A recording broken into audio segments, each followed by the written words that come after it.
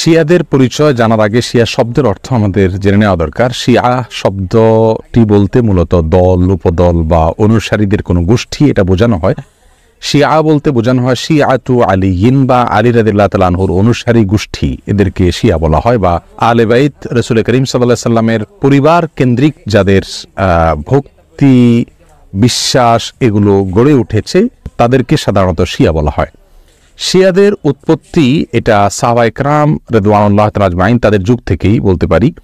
এবং শিয়াদের উৎপত্তির পেছনে যে লোকটি ছিল তার নাম হলো আব্দুল্লাহ ইবনে সাবা। ইহুদি ছিল, পরবর্তীতে সে মুসলিমদের বেশ ধারণ করে মুসলিমদের ক্ষতি সাধন করার জন্যই মূলত এই গ্রুপটির তারা আবিষ্কার করে। শিয়াদের সম্পর্কে আমাদের দেশের সাধারণ মুসলমানদের মধ্যে ধারণা খুবই কম।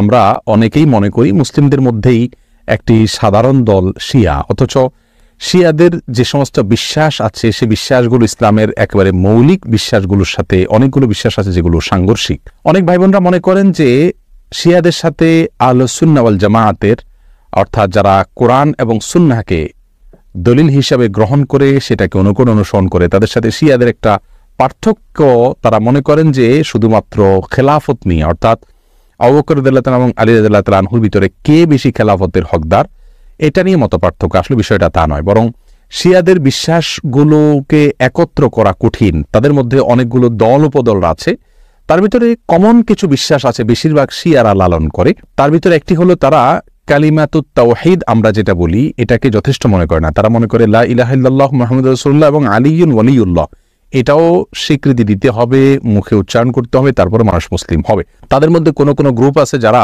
কোরআনে কারীমের 30 পারার যে কোরআন এটার ব্যাপারে তারা সন্দেহ পোষণ করে এবং তারা কোরআনের বিকৃতিতে বিশ্বাস করে বা বিকৃতি করে, এটাকে তারা সঠিক মনে করে বিকৃতি করে থাকে।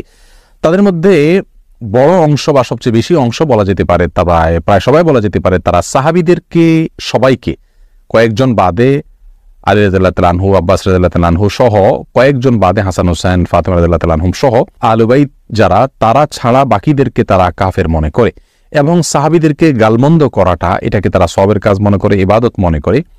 আয়েশা রাদিয়াল্লাহু তাআলা আনহা রাসূল আকরাম সাল্লাল্লাহু আলাইহি ওয়াসাল্লামের সহধর্মিণী, তার চরিত্র নিয়ে তারা সন্দেহ করে, যার চরিত্রের বিষয়ে কোরআনে কারীমে সূরা নূরে আল্লাহ সুবহানাহু ওয়া তাআলা পরিষ্কারভাবে ঘোষণা দিয়েছেন। যাই হোক, এ হলো মোটামুটি শিয়াদের কয়েকটা জঘন্য বিশ্বাসের আলোচনা।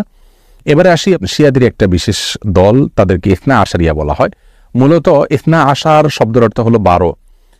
ইসনা আশারিয়া গ্রুপ বলতে শিয়াদের ওই গ্রুপকে বলা হয় যারা 12 জন ইমামে বিশ্বাস করে, অর্থাৎ যারা মনে করে যে 12 জন ইমাম আল্লাহর পক্ষ থেকে নির্ধারিত, তারা